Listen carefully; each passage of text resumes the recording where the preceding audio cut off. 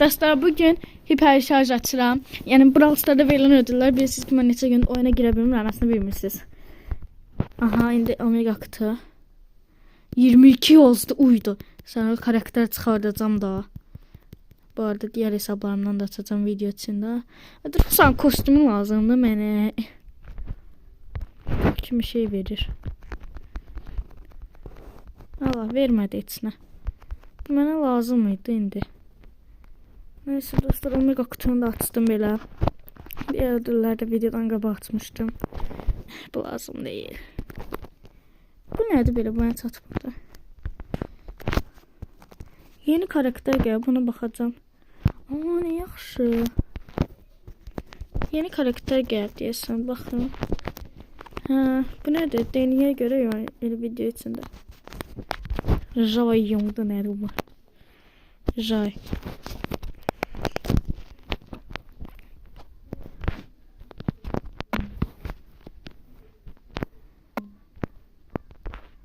$1500 seviyede yaxşıdır. Geç atışa. Bunu gedim topluda işledim birinci.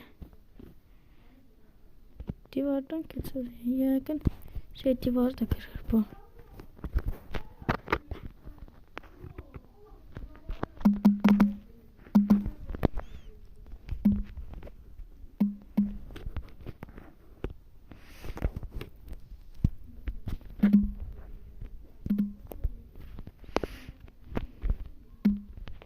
Ne güzeldi, iki ultili.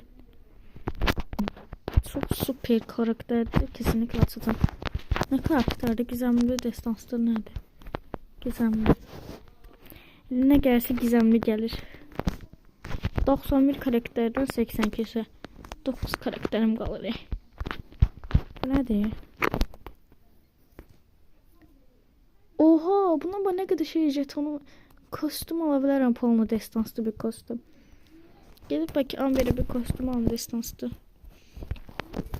Aa, bu da destanslı kostüm, ne yaxşı. Destanslı qəşəng kostümler var. Baxacağım, en gözəlini alım.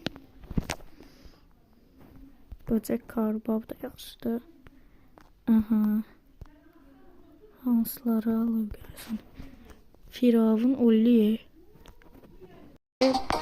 Kickboxer kendini atacağım. Kara pencil. Ve attım. Ama elə biləcək ki, ikinci sezonda Brawl Pass atmışam. Ama streaminin sonuna kimi bir tane Brawl Pass atmışam.